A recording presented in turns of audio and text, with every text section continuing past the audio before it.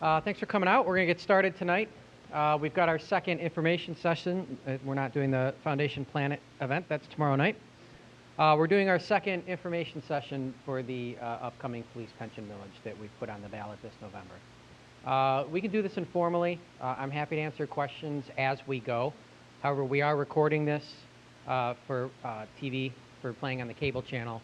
So one thing that I would ask is if you do have a question, wait for me or one of the other staff members to bring the microphone so that we can get your question on camera and everyone can hear it as well. Otherwise, the video gets a little funny. So to give you an overview of what the agenda tonight is for the presentation, first we're going to tell you basically just the what you need to know, the key facts, the bottom line up front. We'll go through some detail on the millage request and what it entails. We'll talk about some of the steps the city's taken to control costs regarding pensions. The city's been making changes and adjustments over the past 7 or 8 years now to address this issue. We have our pension unfunded liability. We can go through and talk about what that actually is and what it looks like. We can talk, we don't have to, about city revenue. One of the questions we typically get is, we all know home prices are strong in Pleasant Ridge right now. We're seeing 6, 8, 10, 12% year-over-year increases in home values, but that doesn't actually translate into the same level of revenue for the city because of some of the state of Michigan municipal finance laws. So we can talk about that if you're unfamiliar. And then finally, our summation. So the bottom line, our police pension fund is only 48% funded. Pension costs are going to double, or nearly double, from 2015 to 2021. This is because of some changes that have been made by MERS, the Municipal Employees Retirement System. They're the largest pension system in the state of Michigan, and they handle the majority of cities' pension funds throughout the state. Soon we're going to be at about 12% of general fund expenses going to pension payments. About 6 or 7 years ago, that was closer to 3%. So we've already seen quite an increase, and that will continue. And of course, money we spend on pensions is money we can't spend on other things. So there's some we have to make.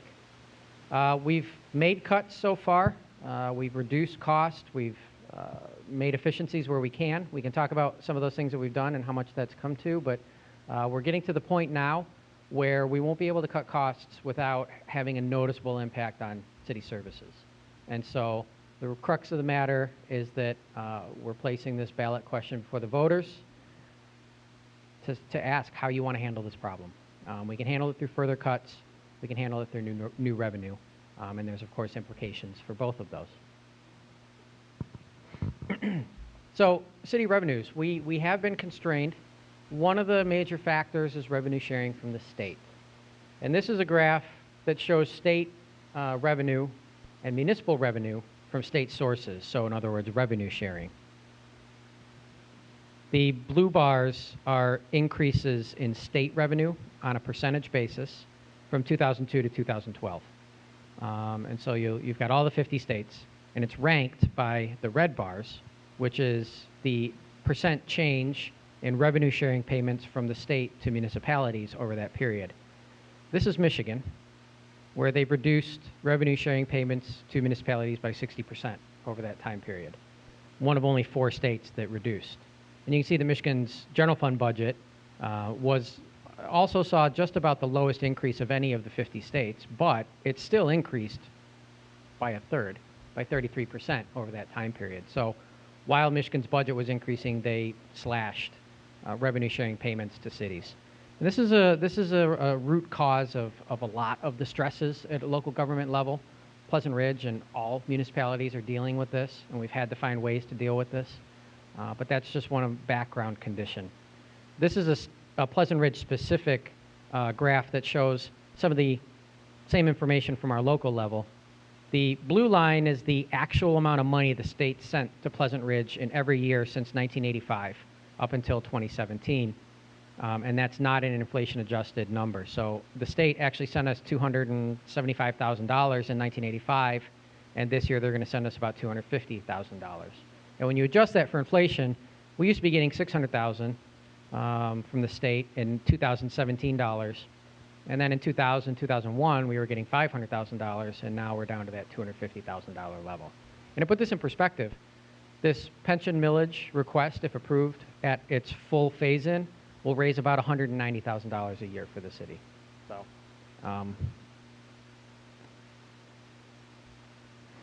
the millage increases of 3 years ago.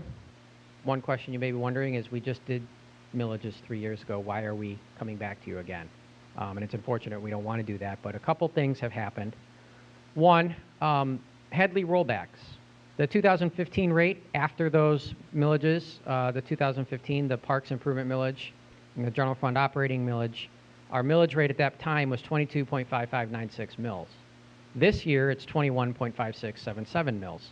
So that's a 1 mil reduction in the property tax rate that we pay. When houses are sold, the taxable value on those houses pop up.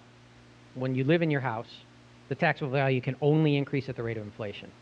So what's happened is, on a citywide basis, the taxable value in the city, because of factoring in those home sales, has exceeded the rate of inflation.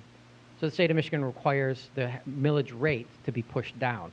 So what it means is that if you've lived in your house since 2015, you're paying less to the city in property taxes this year than you did in 2015. On an average, that's about $115 per household over the past 2 years. It's just one of the things that Michigan's municipal finance system does for us. It's good if you're a homeowner. It constrains the city. Pension costs are increasing. The other thing that changed is, in June of 2015, after we had done our millages in 2014, MERS changed the way that they assess cities. They also changed their actuarial assumptions. Every year, MERS goes through and they look at your pension group and they say the average age of all your employees, what their compensation levels were, how long they're expected to live, so their actuarial assumptions for life expectancy. They went through and they changed all of these. They increased life expectancy. They decreased the rate of return that they're expecting the market to return. And those two things alone cause your pension payments to go up, because you have to now pay your pensioners for a longer period of time, and the market is expected to return less money to pay them with. They also, at that time, said, we're also going to start to make you amortize your unfunded liability. So the best example I can give is, in before 2015, MERS was on an interest-only mortgage. So if you were only 48% funded, you still only had to pay what was necessary that year to keep the pension fund going and to pay your retirees. In 2015, they said, now we're going to put you on a 25-year amortization period. So basically, it's like being on a 25-year fixed mortgage. So now you're paying down that amortization. You're amortizing that unfunded liability, which increased payments again. So it's a double whammy of pension increases that hit us in June of 2015 that came after that pension request. So again, that was unfortunate timing. What's been the impact of this?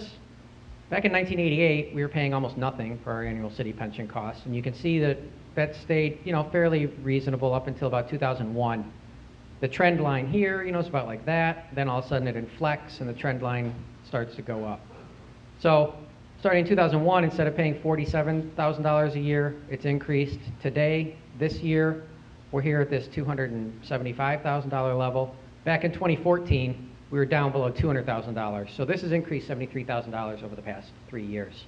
And then this dips a little bit next year because of a couple things we've done with one specific pension group, our old DPW group, but then it continues to ratchet up, and this will go off once you get beyond the time frame of this graph, up to $420,000 or $430,000 a year. So that's the issue we're dealing with. Non-pension general fund expenses, we've reduced those by $73,000 through a lot of small efficiencies and adjustments here and there, reducing the frequency of how often soap is changed in the bathrooms of buildings and things like that. Things that nobody notices, that we can absorb.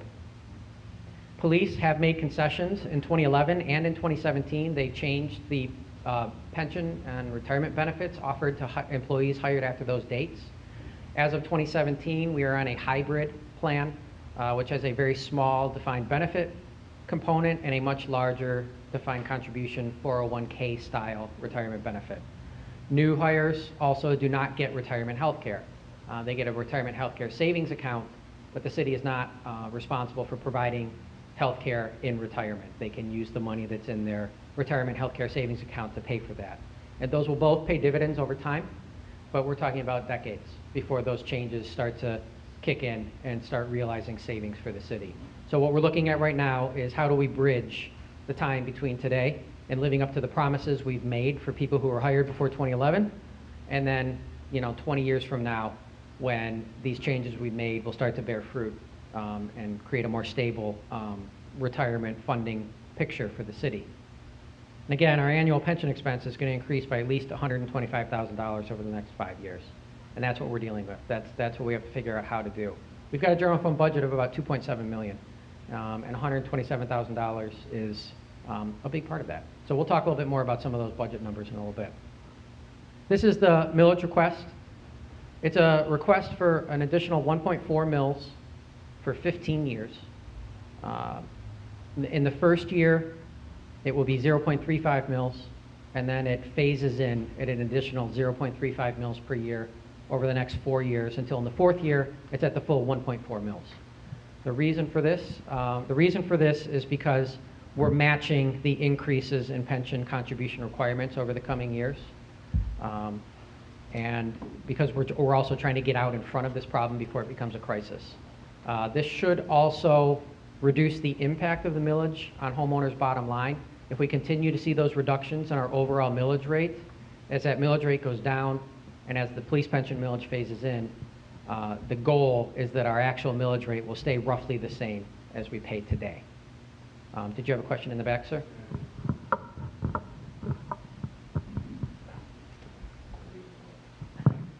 Yeah,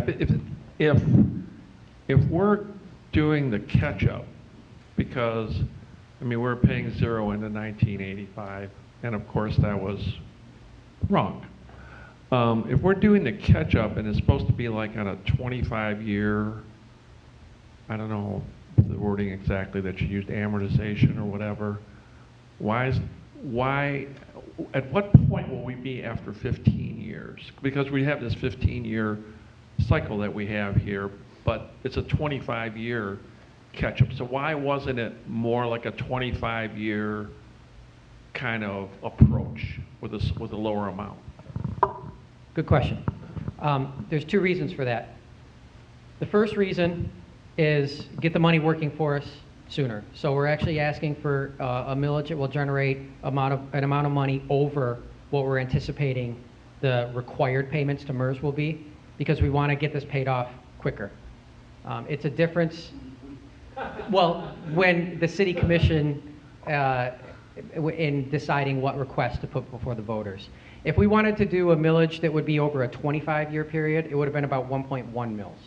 So from going from 1.1 to 1.4, we can do a 15-year millage and hopefully eliminate this liability earlier. You get your money working for you in the market sooner, so we can hopefully reduce the total amount of money we have to pay towards reducing the unfunded liability. And if there is a market issue, if the market doesn't return, if MERS lowers their assumed return rates, we'll have a little bit of cushion built in to cover the increased payments we'll have to make. And then at the end of 15 years, we'll reassess where we're at. And if we have to go for another 3 years at a reduced rate, 15 years from now, there's a long time. A lot of things can happen between now and then. We don't know where we're going to be at that point. So those were the three considerations. Amy, do you want to?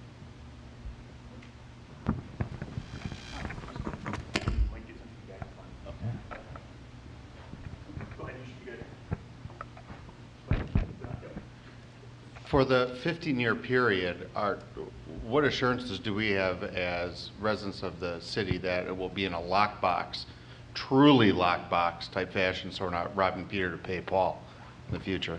Well, you've got the millage language. So this is constraining that we can only use this revenue to pay for police pension millages. And then that's no ifs, ands, buts about it. The future, right. You can't go back and change and borrow against it or do anything of that nature. So no, I mean, this is language that's pretty tight. It's for the purposes of funding underfunded police pensions. So it'll be shown in the city's financial statements and audited every year as part of the audit to ensure that we're matching those revenues with that expense. And what's the shortfall this year and next year? In terms of a An shortfall incremental increase? in pension payments, Yeah. last year it was about $248,000. This year it's $275. Like I said, we made a couple adjustments to smooth out some of the increase in our DPW fund. So that next year will reduce a little bit, but then the year after that, it will start to push back up towards $300,000 a year. And then So it'll it'll be a continue. linear $25,000 increase, are you anticipating? No. Or is it going to be 25, then 30, then 40? Because right now you're asking for 50, Every year, so it's double. right, because we're trying to get ahead of the problem. We're trying to pay it off early. And part of the problem is that MERS doesn't tell you in 2019, every year, they don't say in 2019, you're going to be paying $297,432, and that's it. What happens is in 2018, they go back and redo their annual actuarial evaluation, and then they come up with a new number for 2019. So we have an idea of what we'll be paying 5 years from now, but that changes as you get closer to that date So- every year. So we don't have absolute certainty. This graph is based off of the annual actuarial evaluation released in June of this year. But when they do the exercise again next year, these will change a little bit. So 25 years, that's when that line should be going, pardon me, down, given the new structure Correct. of the city employees. Correct. And then the millage expires in 15 years, it falls off. Correct.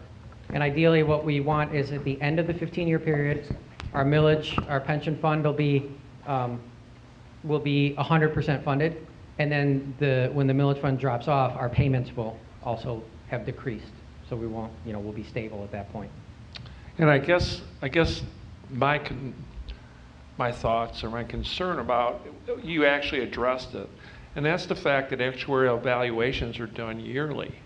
And we have a really small pool. We have 31 people that are going to be affected by this, is what you mentioned at the last meeting. So consequently, I mean, our facts and circumstances could change substantially during any point in this process, yet we are locked into this millage for 15 years. What if after half that time, I mean, I'm not wishing anybody anything, but if our pool changed relatively substantially halfway through, and it seems like a long time to do anything when there's an actuarial valuation involved, especially with the state who created our original actuarial valuation. We're relying on the same people for this one that we relied on for before, and 15 years is a long time when it comes to actual valuations. Yes. If I understood your point, No, I can tell you real simple. It's a long time when it comes to actual evaluations. Why wasn't it a shorter period? And a reevaluation to see where we are 7, 8, 10 years down the road and what needs to be done then. Maybe it'd be less, maybe it'd be more, but for 15 years with the same thing regarding a pool of 31 people and actual evaluations every year, it seems like a long time to not reassess. The millage, let me address it with this. The millage is up to. So if our fundamental situation, our fundamental facts change, Okay. and in year 7 something has happened and it changes the picture and we're better funded than we thought we were going to be, these revenues can only be used for police pensions. So what happens is if we only have a certain level of police pensions in that year, if we're approaching 100% funded, if something happens, the millage will simply do, as part of the yearly budgeting process for the city and the resolution that the city commission does every year setting the millage rates, Okay. they can reduce the amount of millage we levy. That's a good answer. Thanks. My question is, how do we allow 30 years to go unfunded funds? Why didn't they catch this years ago? I mean, who are the geniuses that planned this before? I don't really want to lay blame MERS did not provide 5-year funding estimates until 2015. So what they used to do is they used to say, well, your pension is funded at this percentage, and this year you have to pay this amount every month, and that was it. That's all they provided us. So they didn't do a great job of providing that forward-looking view. When the city made changes in pension benefits that caused I think a good deal of this underfunding problem we have today, and we'll talk about that in a little bit, what exactly those were, but it occurred over a period of 30 years. So this has been something that's been brewing for a long time. MERS did not take that into consideration apparently at that time, or the fund was, so well funded. I can only speculate. I wasn't in the room for the past 30 years for that. We're here today, and we have this problem to deal with. So where's the money invested now, or for future dates from here forward? It's in MERS. MERS has a fund that they do. It's they've got billions of dollars in that fund. They take everybody's pension contributions and pension funds, and they invest it. And then their actuarial valuation is based on the returns that they've achieved out of that. And you can find all of the returns that they've achieved. It's all posted online on their website. I think we could probably, I don't know if we posted a link to that or not on our website, but we can. And they've gotten good returns out of their fund. So the investment side of things for MERS works. Thanks, Jim. Yes, Kevin? Also, it should be noted that Pleasant Ridge isn't the only city that this is happening to. Cities across the state didn't pay in their portions or their funding to that. And this is a problem that's not just Pleasant Ridge or county, state, it's nationwide, that cities did not pay in their portions. Is it because of bad investments, like from 2008 to 2009? That's part of it. That's factored into the analysis that they did. That was factored into the experience study that they call it, where they changed their assumptions. But the ups and downs of the market, they're assuming a 7.75 median return. So you have good years, you have bad years. And I would say to Kevin that it's not a matter of cities skipping payments. It's just we've always made our payments to MERS. It just wasn't enough at that time. But Kevin is right. Meridian Township up by Lansing did a very similar millage request to this. I think theirs was right around the same 1.4, 1.5 mils. Yeah, I think it's 80 or 90% of pension funds are underfunded like this. Huntington Woods is at 32% for their police pension fund. So we're all in the same boat. Not all of us. Most of us are in the same boat. I have a question, Jim. Yes. I might be jumping the gun, but the $25,000 shortfall, what are the implications to the city if this does not pass? So, something's on the chopping block, just wondering what that is. Yeah, hold They that apply thought. twice a day instead of one, or 3 times, Hold that thought. We'll talk about that in a second.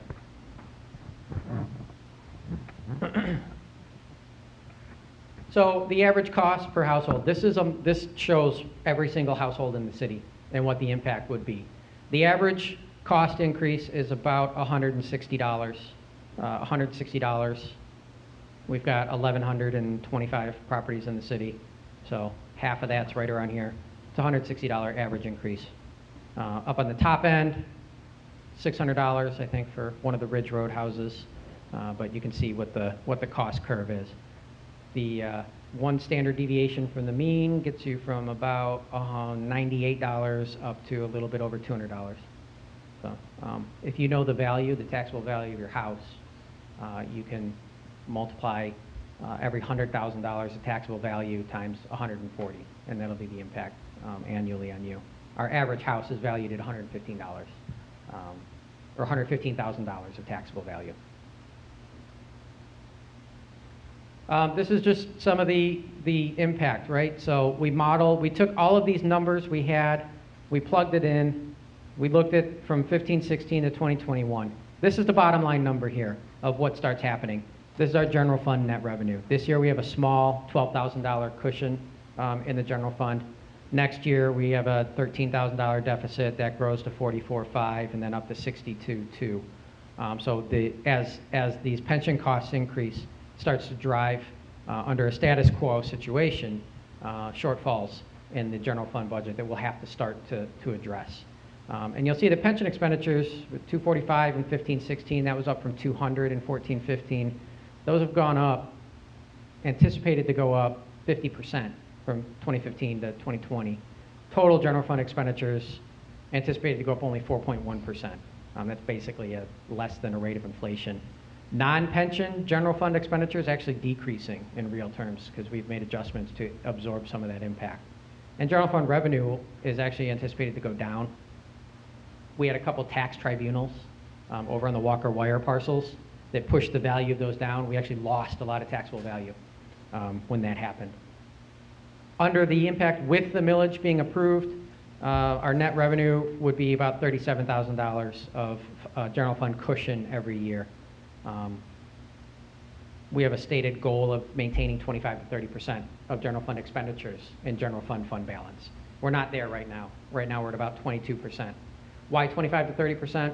That's just best guidance for a city of our size by the Government Finance Officers of America. They'll tell you 2 months, that's sufficient, that's 16%. That's sufficient for a big city. For a small city like Pleasant Ridge, we could have one event, one major event that could wipe out our small general fund. So small cities, it's a recommendation of 25 to 30%. So that's why we have this $37,000 to account for unexpected expenses every year or to build fund balance. So we have to cut $125,000 from the budget 4 years by 4 years from now. What's that look like? Well, these are our departments in the general fund, and this is our $125,000 bogey. And our 2 largest departments are police and recreation. Fire, we've got a contract with Ferndale Fire. We already pay less on a per capita basis than just about every community in Oakland County for fire and EMS service through the contract that we have with Ferndale. There's not a lot of room to reduce here. Public Works, we could reduce, but this accounts for a lot of the essential functions from the city. We could plant a few less flowers. We could maybe do brush pickup every 2 months and save, you know, a few dollars here. City manager, you know, these city manager, general government, city treasurer, city clerk, these are all personnel driven. We could cut city staff salaries by 10, 20% and make up half of the $125,000 shortfall. And maybe that'll be on the block. But really what we're looking at is police and recreation are the places where the bulk of the cuts would come because those are simply the largest departments that we have. Our police department, active personnel total costs, that's everybody, that's their pensions, that's their benefits, that's their salaries, that's the uniform cleaning allowance that they get for the police contract, everything. Soup to nuts is $490,000 for the chief down to all of our part-timers. On a more granular level, our patrol officer salaries are $300,000 a year. Our retiree costs are $267,000 a year. That's for retirement health care and pensions just for police. And then we've got $200,000 of non-personnel costs, gas for the cars, maintenance for the cars, buying ammo for range day, subscriptions to Clemis and all the other things that we have to have in order for the police to do their job. And our active personnel, we have a chief, we have Sergeant Reed, we've got 4 patrol officers and 2, maybe 3 part-time officers. And actually right now we're at 3 patrol officers. Because one of the things that could happen to make up this shortfall is a reduction in full-time patrol officers from 4 to 2, and then ending 24/7 full-time Pleasant Ridge police coverage. I'm not standing here saying we're going to get rid of our police department or outsource it, because we absolutely do not want to do that. But we may need to look for ways to more cost-effectively patrol during quiet hours, overnight, during the hours that we know things are quieter. And that could be contracting with a nearby department for 8 to 12 hours of overnight coverage. So when you reduce the personnel costs we carry, and then you add the contractual costs, we could potentially save $50,000 to $80,000 there. And again, we haven't started negotiating. We haven't started even talking to any neighboring police departments because we're not there yet. It's not germane to even have that discussion with other city managers and other police departments. But this is what we believe is a number we can achieve. Recreation, we have $202,000 of employee costs, and that's from the people who work the desk to summer camp counselors to Shawnee and Scott. We have $92,000 of programming costs, so all of the events that the city does, all of those all year long run about $92,500. And we've got $85,000 of maintenance, upkeep, and utility costs. Not a lot we can cut here. we have to maintain the buildings, we have to keep the lights on, we have to heat the buildings, we have to clean the buildings. So this is where cuts in recreation would come. We can cut staff and programming. That'll have an impact, obviously, on what we offer to our residents in terms of recreation programming, but it would save money. And then, if we needed to, a further cuts of up to $55,000 could come from reductions in public works, some of those small things we talked about, and then across the board pay cuts for city staff. Any questions on those?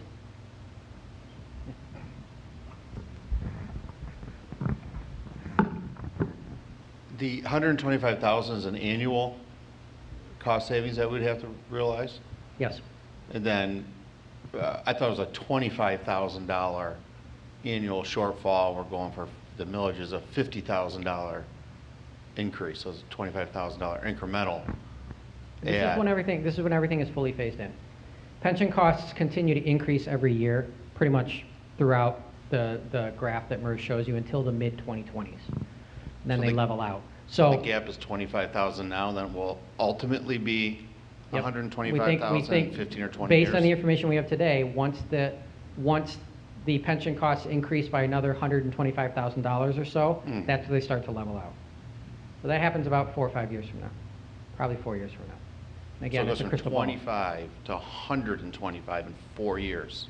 Yeah, because it's, Wow. the increases are not linear at $25,000 a year, like I said, based on what they've been giving us. Some years they go up 40,000. Right. So other years it's closer to that 25.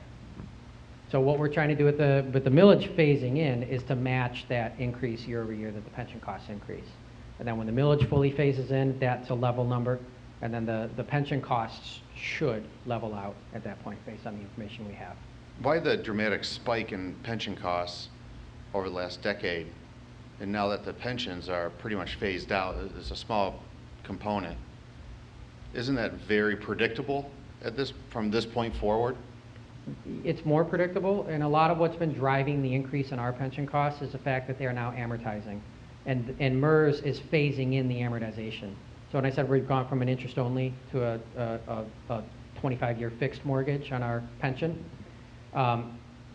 the amortization is being phased in by MERS so that they didn't just slam all of the cities at once with something that we couldn't handle.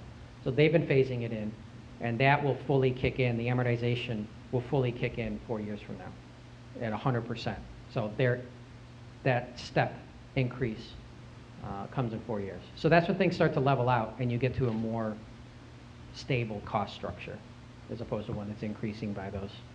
So that 125 might stay the same after 4 years. It'll go 125, then 150, 175. We'll be close In to 15 years, it's a $300,000 problem. You get to a level of an annual contribution requirement of $400,000 to $420,000. That's where it levels out. Right now, this year, we're at $270,000. So that's where that $125,000 gap is, and then the $20,000 5 years from now, that's something that we can absorb. But that $400,000 to $425,000 is the range where things level out, based on what MERS is providing to us for information.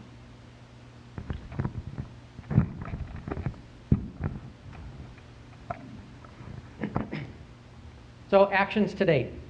This is just detail on some of those things we've done. In 2011, we closed Police Group 2 and Admin Group 10. So any patrol officer or administrative staff hired prior to 2011, the groups that they're in were closed. And in 2011, new groups were created. A group that had a 2.25 multiplier for the police millage and a 1.7 multiplier for admin. What's a multiplier? If you don't have a defined benefit pension, a multiplier is simply a way of calculating what your retirement benefit is. So you take the number of years of service, say you worked here for 30 years, you multiply it by the multiplier, so 2.25. Police hired before 2011 have a 2.5 multiplier. You multiply that by the number of years of service, and then you multiply that by the average final compensation. So the final 3 years you work here, your base average compensation. So $60,000 times 30 times 2.5, and 2.5 is a percentage. So it's 0.025. And that gives you your annual benefit that is paid to you from your pension.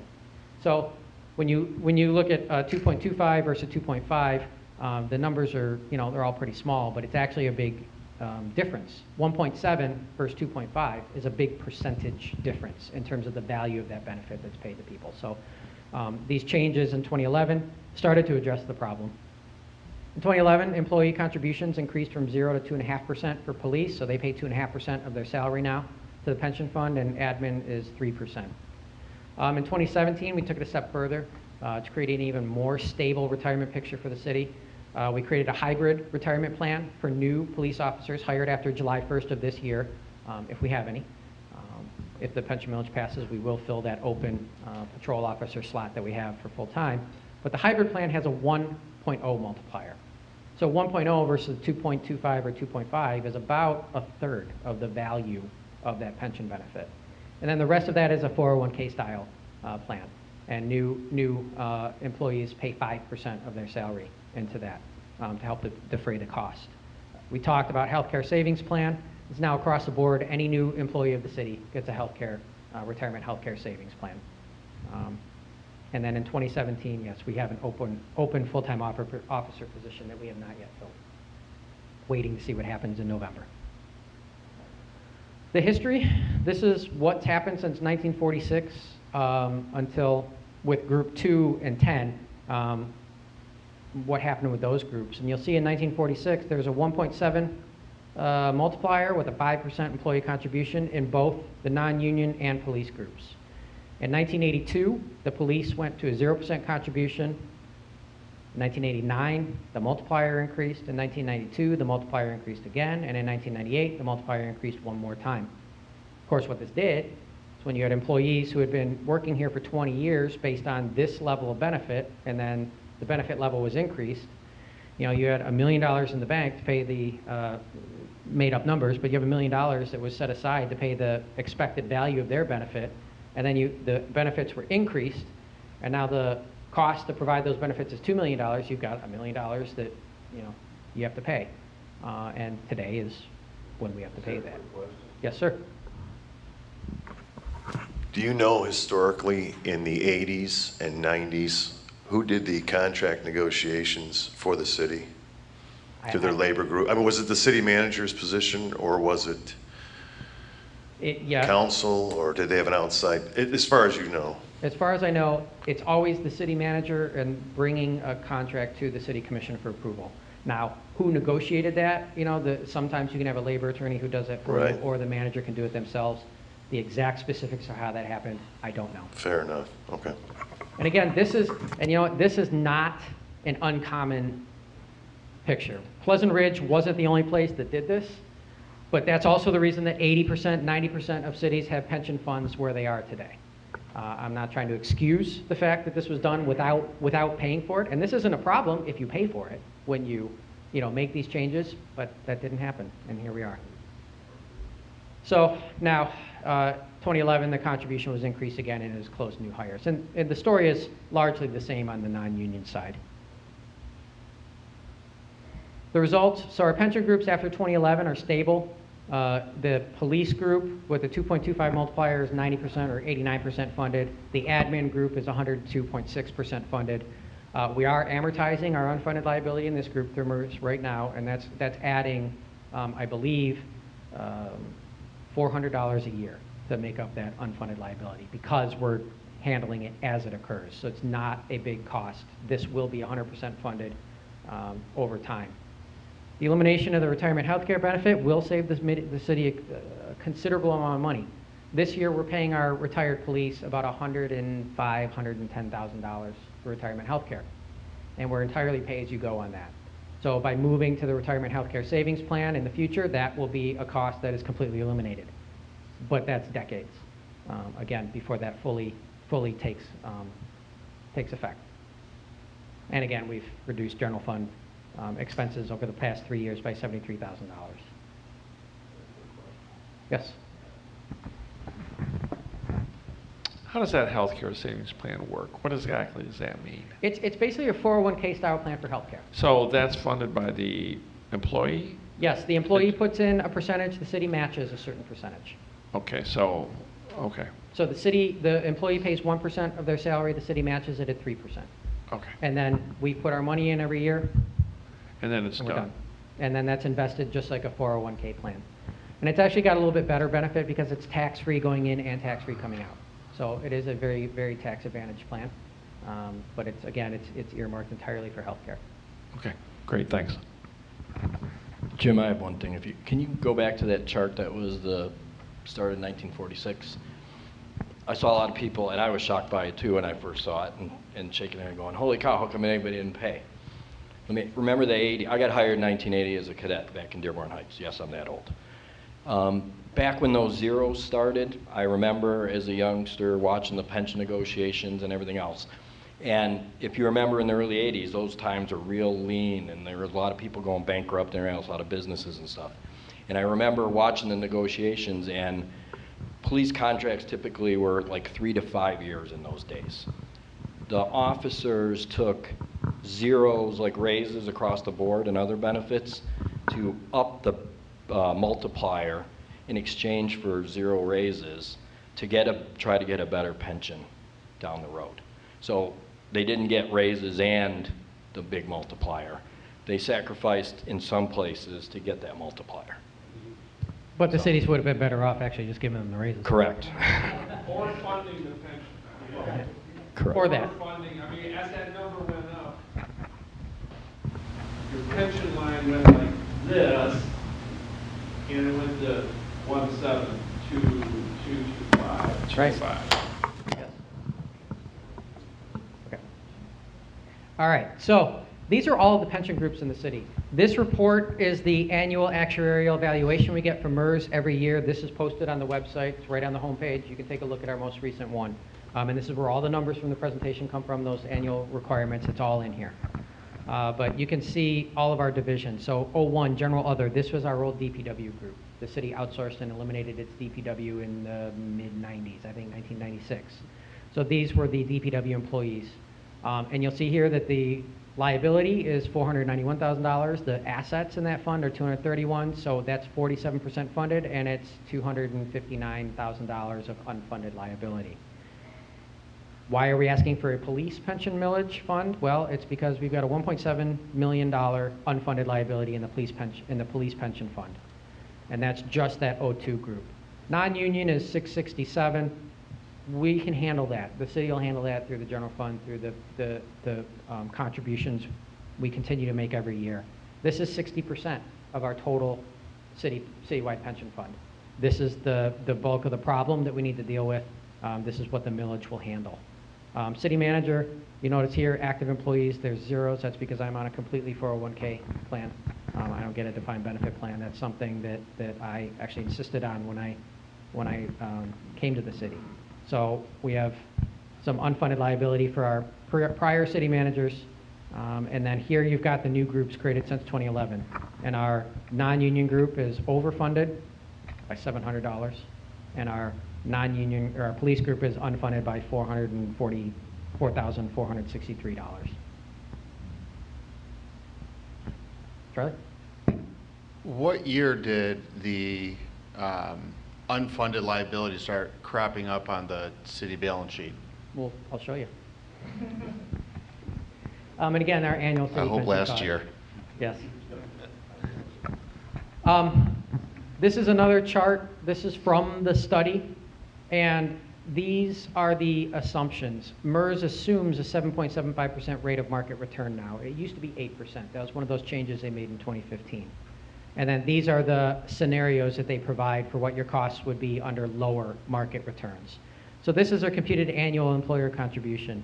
And again, under the 7.75%, this is our annual contribution line. And you can see once we get to the mid-2020s, it levels out right around $400, and sometimes it pushes $420,000. And it kind of bounces back and forth in here.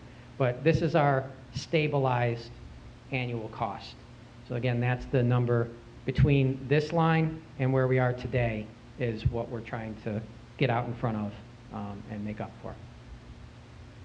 So, what was our pension fund funded at? The maroon line is the entire city pension fund, all groups. The blue line is the police group and what that was funded at. And the police group, the the old reports I was able to find that gave historical data, before about 2000, they didn't break out the various groups. You just got a black box number from MERS. But you can see that we were at, around 100% funded. The impacts of those changes that had been made in the pension funding didn't really become readily apparent until 1999, 2000, when, like so many things that changed around that time, it was a real steep and steady, quick decline to where we are today. And this gray line is what the percentage of general fund expenses. So what our annual pension payment as a percentage of general fund expenses was. So you can see that we were down below 3% of general fund expenses, and now pensions start to creep up and are eating up more and more and more and more of our general fund expenses. So now instead of paying 3% or 5%, we'll soon be paying 10, 12, 13% of our general fund budget just to pensions, not on things that are actually in the city today. And again, that's where we stand today. Benefit costs compared to inflation, this is since 2006. This just shows that pension costs in 2006 have increased by 165%. Healthcare costs have gone up by about 35% and have been fairly stable recently. We made a lot of changes around healthcare. We're on a high deductible plan now with a health savings account. That has reduced some of the costs. We've done a lot of things. We've got more levers to pull on healthcare. And then down here you can see that the rate of inflation is this maroon line. This is police wages, the blue line. And then general fund revenue, you can see the impact that that had on us. So general fund revenue has lagged all of these, but this is the clear outlier for what's changed over the last 10 or 11 years in terms of what we have to pay for. Talked about all that. So again, the pension fund history. What happened? This is a different way of looking at it since 1987. This gray line here, that's the S&P return for each year. So you can see what it does. Some years you're up over a 20% return, and then in down years you had your stock bubble or tech bubble, and then the housing bubble, and then early 1990 you had that small recession there. And again, that 7.75%, that's your average return over a long period of time. It never does that in any one year. It's always, kind of all over the place. But the reason I show this is because the market return clearly has an impact on the pension funding level. During the tech boom from the mid-90s, it papered over a lot of problems we had. You can see the pension fund value was actually increasing because we were getting 20, 25, 30, 35% returns every year. And that hides a lot of problems that structurally remained. So again, we've got these events that happened, and you can see the impact of them, the contribution requirement, the benefit multiplier increase, another benefit multiplier increase, and then that actually started to really kind of kick in where you had those. The funding level started to decrease.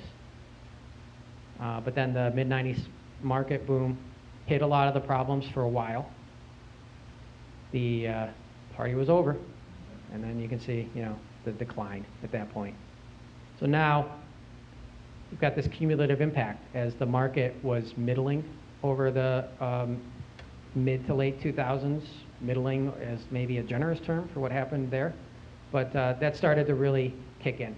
And all of the impacts of these past changes and events for the previous 30 years are now fully phased in. Any questions on that?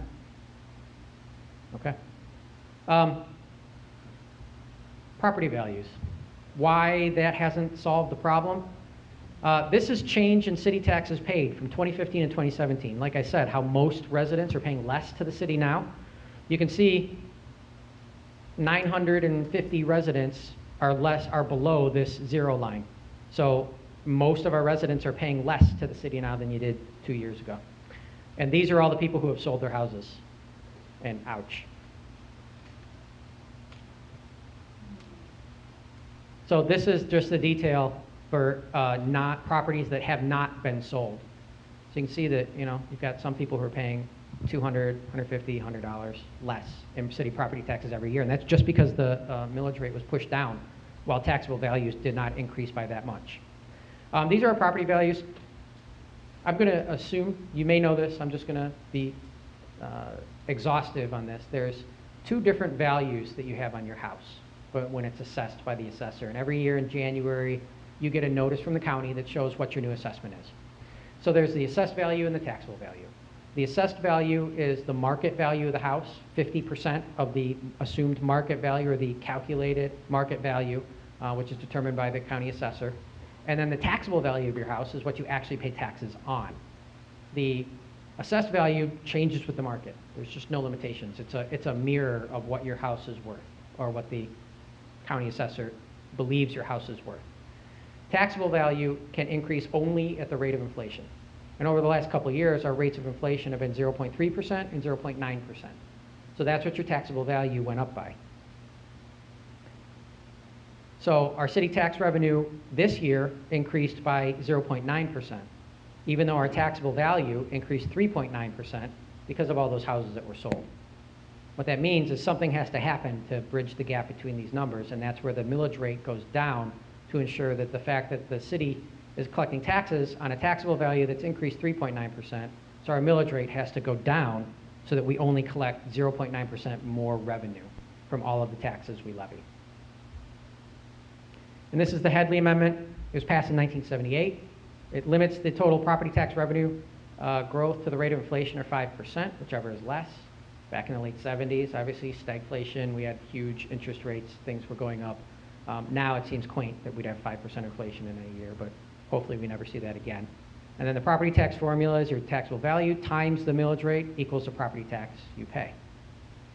So these are all of our taxable, all of our millage rates since 1516. And again, you can just see all the components of how this is decreased by a mill. And again, this is city taxes only. You pay taxes to the county, to the school district. There's a lot of other things that go into your total tax bill. The city's about 50% of your tax bill, but these are the numbers we can control and that impact us. So these are the numbers we present.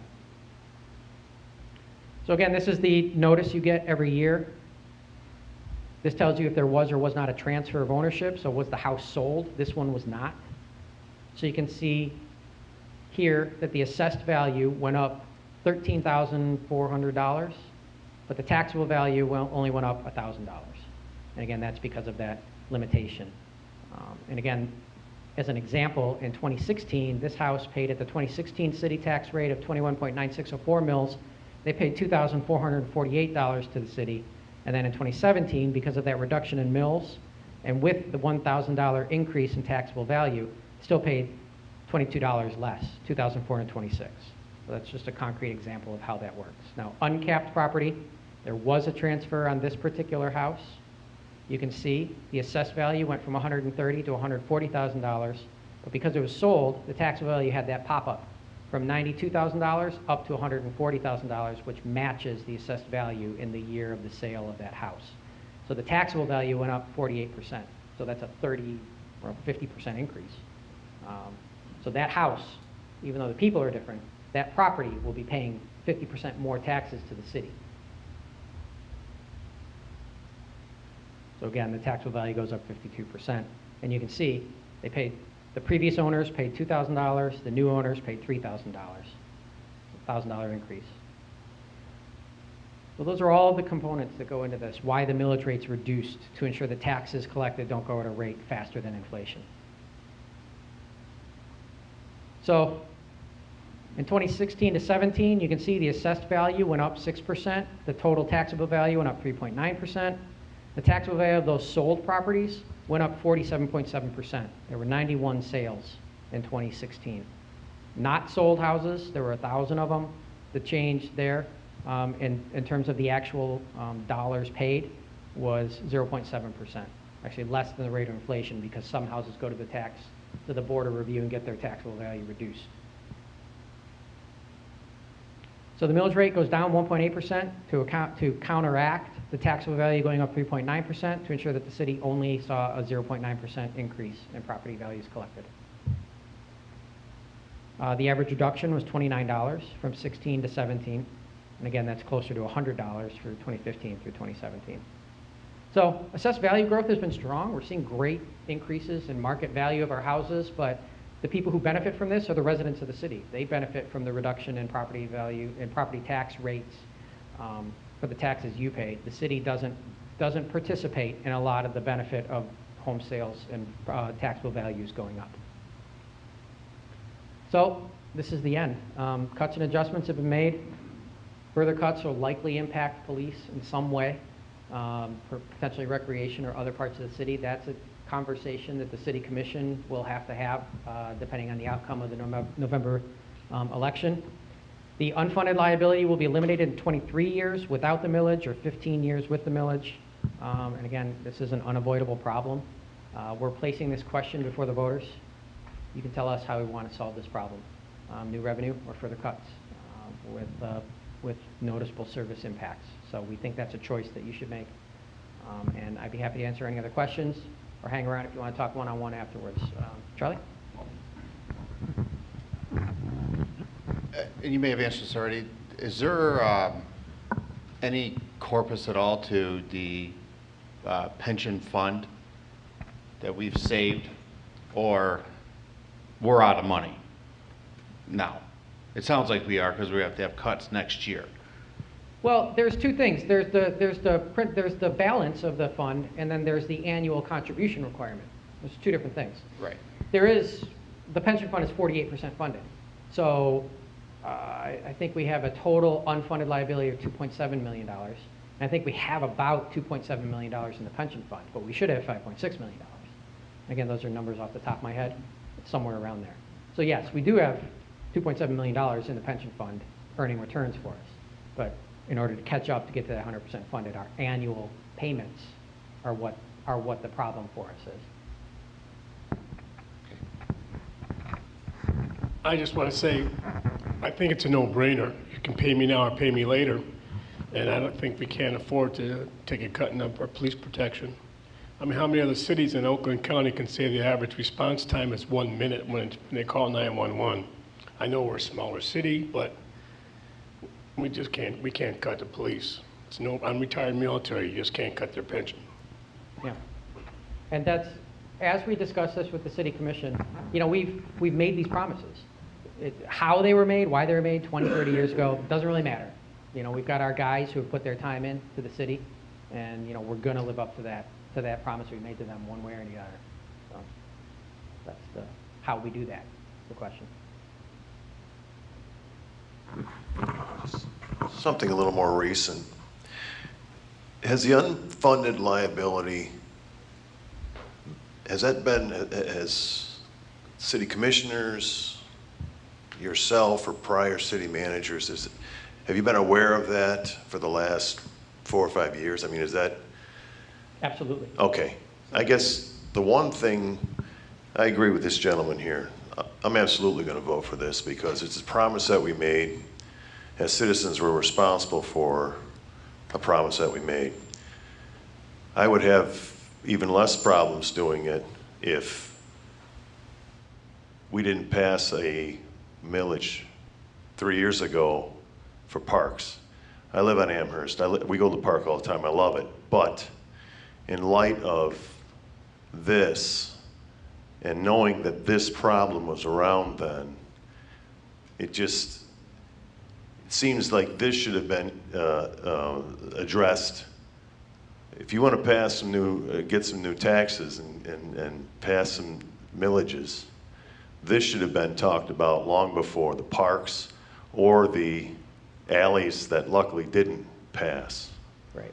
So keep in mind that June of 2015 was the minute when MERS changed how they report to us. So did we know of the unfunded liability? Yes. When I started here in June of 2014, our pension was funded at 57%.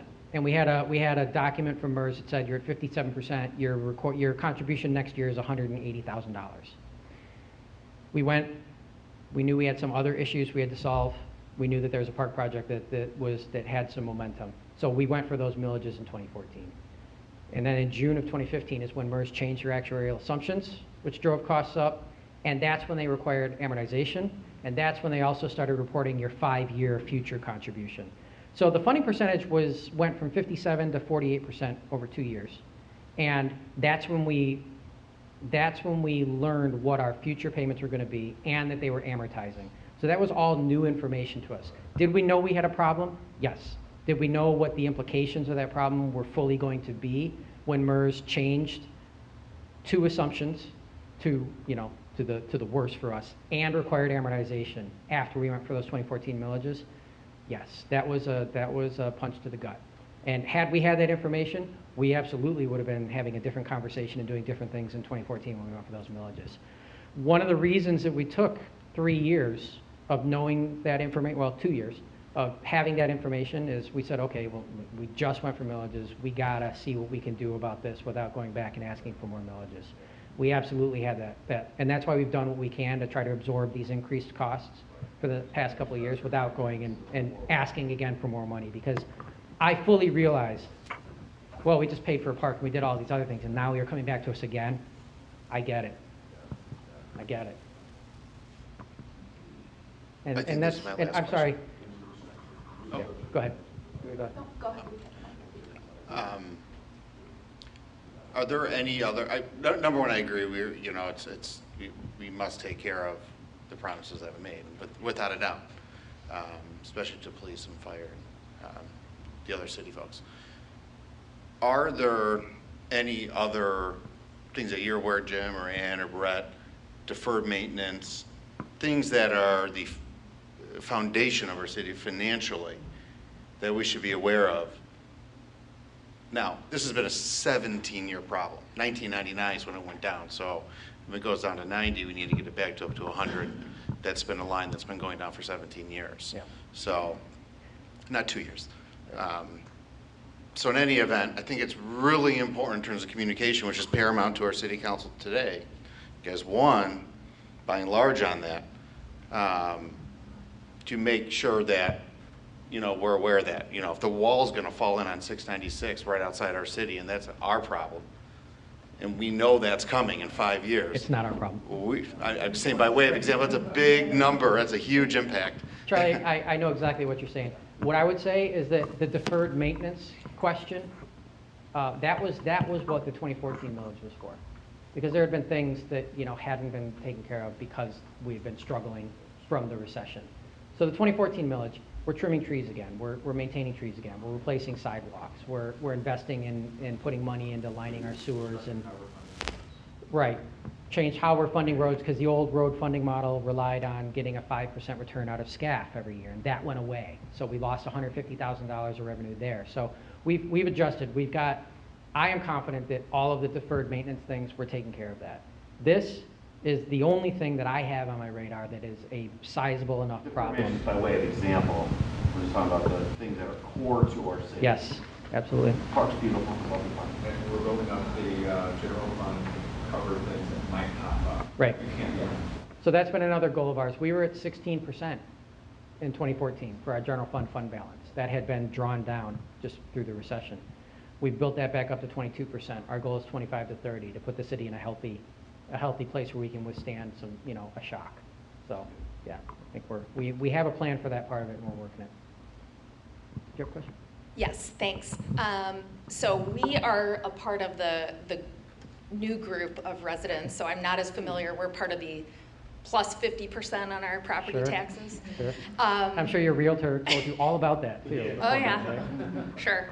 But my question was, since I'm not as familiar with, all the taxes and history here, I know a lot of communities, Western Wayne County, some of the Oakland County communities have a 1% administrative tax collection fee that's assessed. Not that I'm advocating that or anything, but I'm just curious if that has already been assessed here. Yes, Okay. and that doesn't actually increase your taxes at all. All that is the county pays us. So the county pays us for collecting everybody else's taxes. So like 50% of the taxes you pay go to the city, and then the other 50%, we have to collect the taxes, we then write a check, we distribute it to the county, to the school district, to the metro parks, to everybody else. So the county pays a 1% administration fee. And yes, we do and have collected that from the county. And I think that's $60,000 a year, I think, that revenue. But again, that's a stable number that's always been there and will continue to be there. Good question. Anybody else? Okay. Well, thank you, everybody. Appreciate you coming out tonight.